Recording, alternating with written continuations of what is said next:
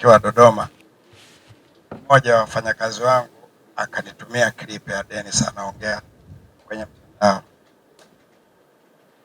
Kuiangalia najiandaa kuondoka asubuhi. Kwa kweli tunakupa pole sana Dennis. Mimi nafanya biashara ya nyumba apartment. Anayefanya kazi ya kudecorate hizo nyumba ni Dennis kwa miaka yote. Kwa hiyo ni rafiki yangu. Najua huu msiba ni wa ndugu yetu Dennis kufiwa na kaka yake.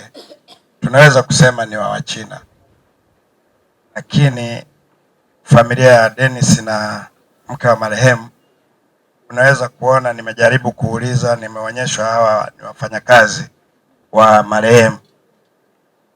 Mimi kwa maisha yetu ya Kitanzania ninadhani wao wameumia zaidi kuliko hata nyie.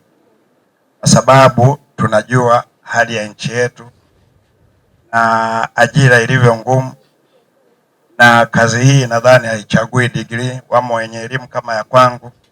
Sasa wana mambo mawili, tunapata bosi gani ajaye.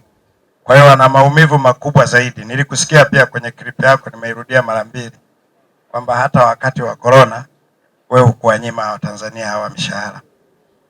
Kwa kweli na mimi kama kiongozi mbunge, tumezungumza na viongozi pia.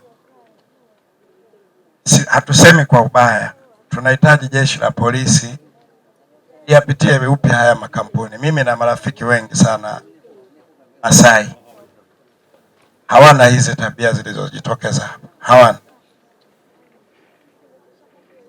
Watu wengi wamekuja humu mjini wanavaa kimasai lakini si Masai. Sasa tunaliomba jeshi la polisi wapitie upya makampuni haya yanayotumia kabila za watu.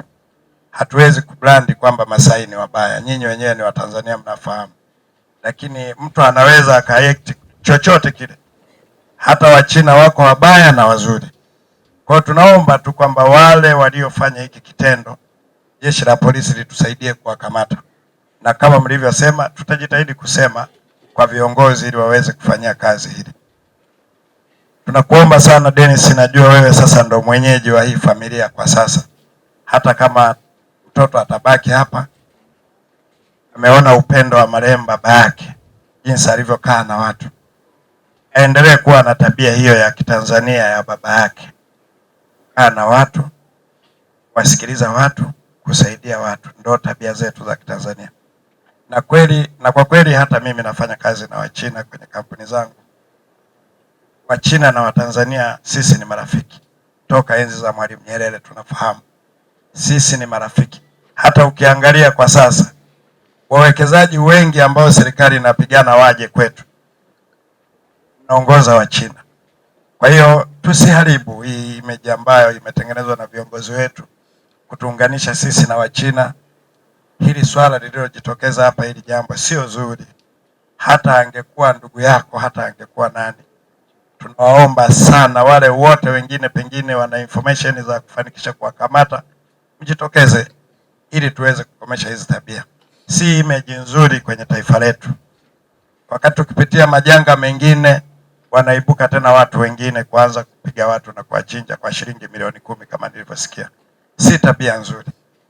Leo familia za hawa wadada walioko hapa waliokuwa wanafanya kazi na marehemu, familia zao zina watu zaidi ya 10 nyuma wanategemea kula hapa.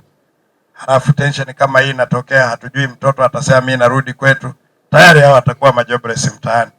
Na nikiwaangalia hawa na umri umeenda sasa, hata huko mtaani kwenyewe hakukariki. Wengi ni wanawake, mkijiuza nalo ni tatizo. Kwa kweli nichukue nafasi hii kuwapa pole sana familia. Poleni sana. Na wote tuliokuja hapa tuchukue jambo hili si la Dennis, ni la kwetu wote. Tumekuja hapa kwa mahusiano. Chukue msiba huu kama msiba wa Tanzania. Na mimi nimefurahi sana Bwana Dennis kuamua kumzika ndugu yetu hapa kwetu. Japokuwa wengine najua hatutashiriki kwa sababu sisi wa Tanzania kwenye kuchoma kidogo watakaoingia sijui. Sisi kidogo kwetu mila zetu si hizo. Lakini tunaamini kwa yatakayotokea yote ni kwamba amezikwa Tanzania. Kwa hiyo ameacha asili ya Utanzania.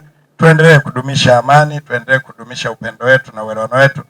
na mzee wa mtaa Zengi, endelea kuilea hii familia, ishi kama vile mlivyokuwa mnaishi. Naona wamama marafiki zake na marehemu, muendelee kumsupport atakayeteuliwa kuwa tena kiongozi katika kiwanda hiki.